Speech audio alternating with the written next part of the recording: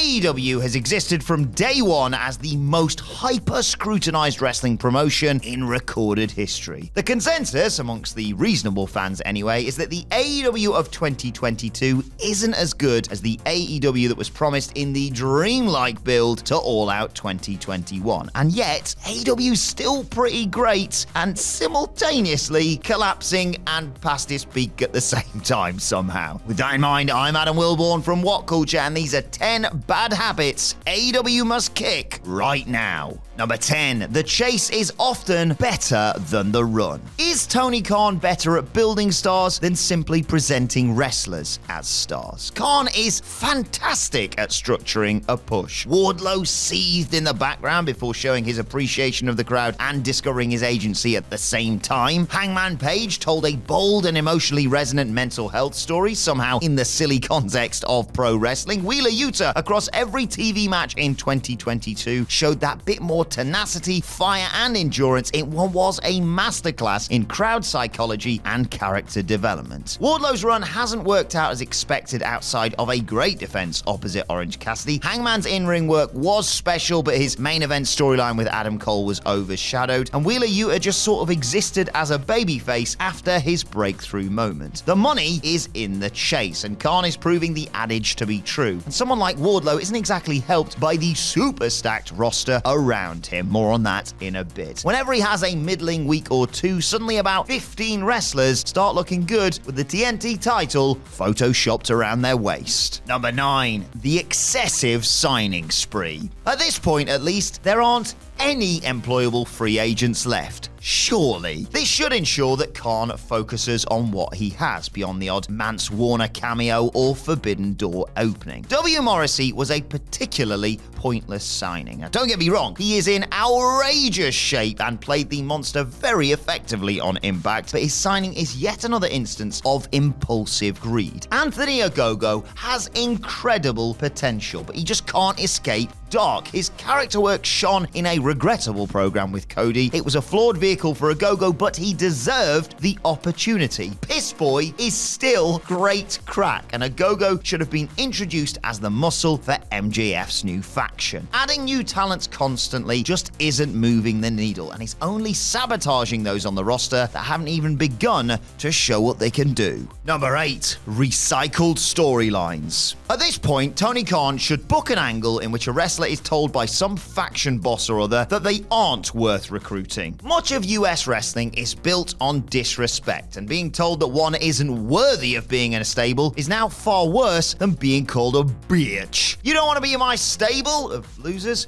You then. Let's have a match on Rampage is a horribly overfamiliar plot device in AEW. Some would argue that they took the piss with this nearly 3 years ago when the Dark Order, Nightmare Collective, and Inner Circle all recruited wrestlers concurrently. Conversely, AEW has also perfected the trope via the Blackpool Cuckold Combat Club. Sorry.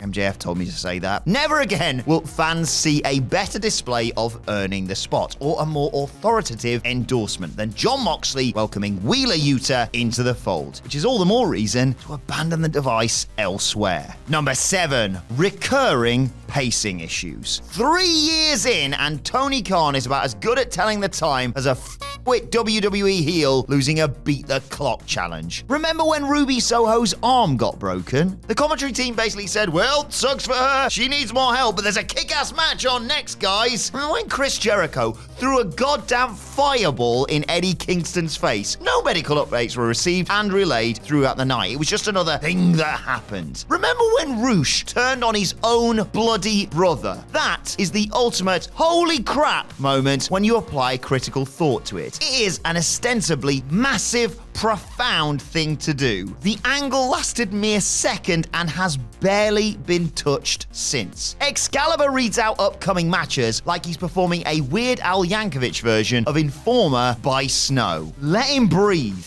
Let everything breathe, Tony. Number 6. Ignoring the ranking system. AEW has never told fans how the rankings are arrived at, and don't always adhere to them anyway. The device is used so selectively, it renders it difficult to invest in and take seriously. The issue is even more pronounced in the tag team division, so much so that FDR never receiving a bloody title shot has become a meme at this point. Wins and losses matter in a general sense. Nobody goes on a streak of wins that is subsequently ignored, and the open challenge allows Khan a shortcut to certain matches. But imagine if Khan booked 4 singles men's superstars to go on an absolute tear simultaneously. That would make for immense, unpredictable drama of the sort that his episodic TV lacks. Number 5. A lapse in what the rules are in general. It is really irritating when the rules change constantly. Tony Khan is the kayfabe off-screen GM of AEW. He is the matchmaker and has used a Jack Tunney adjacent intervening power only rarely. There is,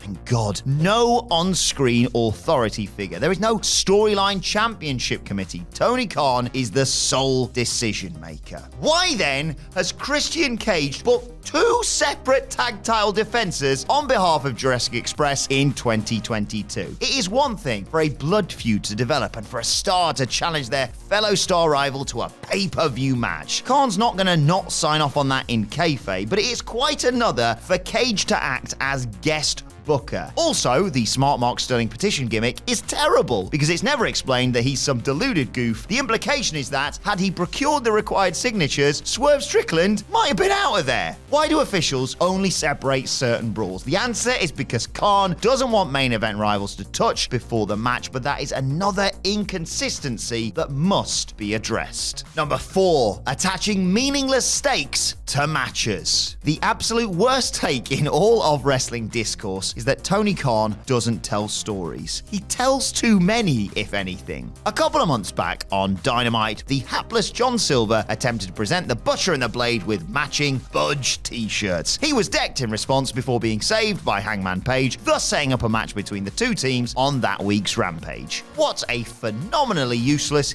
angle that was. The match could have simply existed, again, as a fixture. Presumably, that's why both teams were interviewed backstage. The match was happening already. Did a living soul say, "Oh no, poor John Silver, blast the Butcher and the Blade for refusing his offer of a t-shirt. Oh, I hope he kicks their ass." This isolated event hardly matters in and of itself, but the desperate urge to add any story beat to everything just makes too much of Dynamite feel contrived. Number 3. Hacking Rampage to death. Don't get me wrong, there are many reasons why Rampage has faded. It simply isn't the show that was first advertised. The vast majority of meaningful story advancement happens on Dynamite, and Rampage isn't even the destination for one great match per week anymore. It is, search your feelings, you know this to be true, skippable 6 out of 10 fare. Elevation with only slightly better and slightly less predictable matches. One small part of its decline is how rushed it all feels. It's as if Tony Khan is desperate to get content